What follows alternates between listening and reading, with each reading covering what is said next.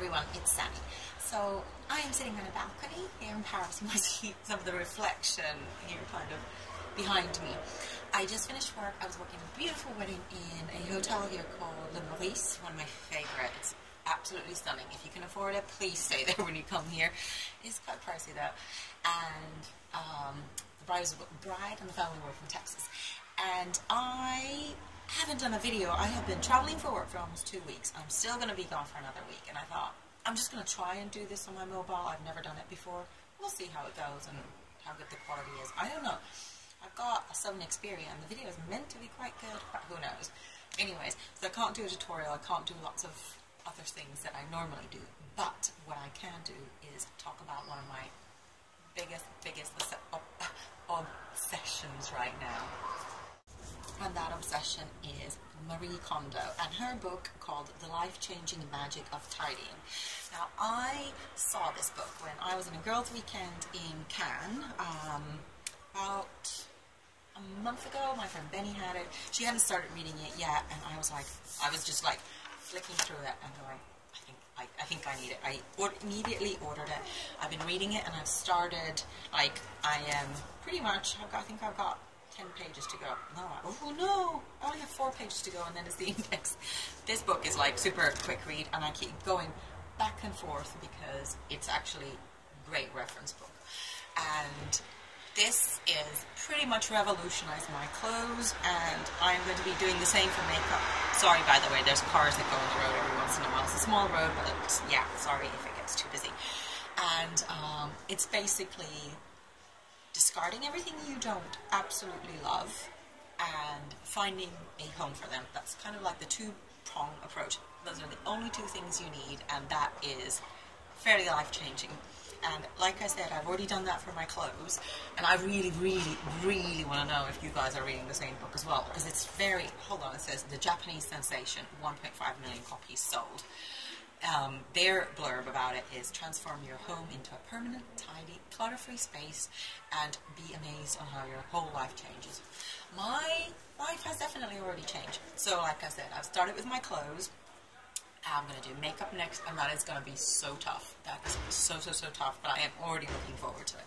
So what happens is, basically, you get all the clothes that you own from every location in the house. So if you've got coats in the hallway, shoes somewhere else, certain other things in drawers, like I literally even, this might sound gross, but I got my dirty washing out of the laundry basket.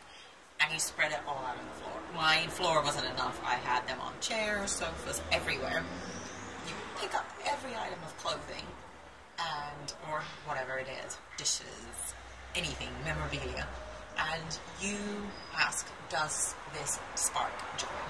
And if the answer is yes, you keep it. And if the answer is no, you either sell it, discard it, give it to charity. So I made a couple of piles. I made one pile for throwing away, one to charity, and one that I sent off to a friend because she gets my discards, and then one that I'm going to sell on eBay.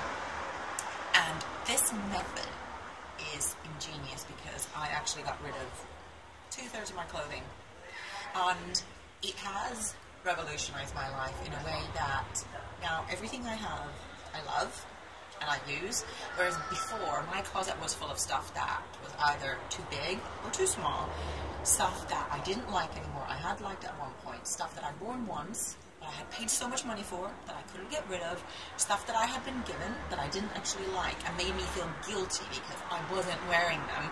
And for all sorts of reasons, these were actually things that were making me miserable, because when I opened my closet, I would remember these things. It's like, oh my gosh, my mom bought me that, and I feel guilty because I don't wear it. Or, you know, I paid way too much money for these shoes, but they're uncomfortable and I don't like them. So things that made you feel bad. And just get rid of the guilt and kind of go into the tidy process, and you'll be amazed at how, like, what things happen. Now, I can't tell you about the whole house because I haven't done that yet. I'm so looking forward to it.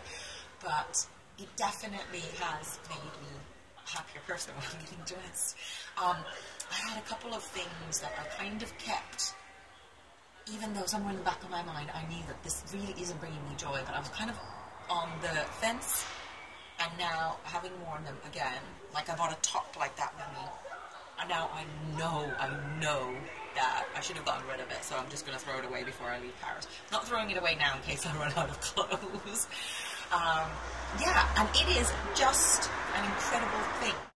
And there is some great ideas for gifts, for example. So I'm one that if I get given something and I don't like it, I'm not somebody that would return it to a store or like give it away unless it's something totally dreadful. I feel guilty if I don't like it. And so then, unfortunately, I've ended up keeping stuff. And the way that Marie Kondo explains it is the gift has served its purpose if you, like the moment of giving, that's its purpose. So it made the giver happy and it made you happy to get that. But afterwards, it's not necessary anymore. And that was like, all of a sudden, that was like a hallelujah moment for me. I went, oh, yes, I can actually get rid of these things. Because it has made somebody happy to give it, like, to give it to me. And it has already done its thing, so to speak. So, and then the other part is finding everything at home, organizing. She has a very specific way of folding clothes, for example, that I am following now. There is YouTube videos. I'll link a few of them below so you can kind of see her in action. She doesn't speak very good English, which I find her accent adorable. Like, Japanese accents speaking English is so cute. So if any of you watching, if any of you are Japanese, if you can see the cute accents. And yeah, that's kind of just what I wanted to talk about.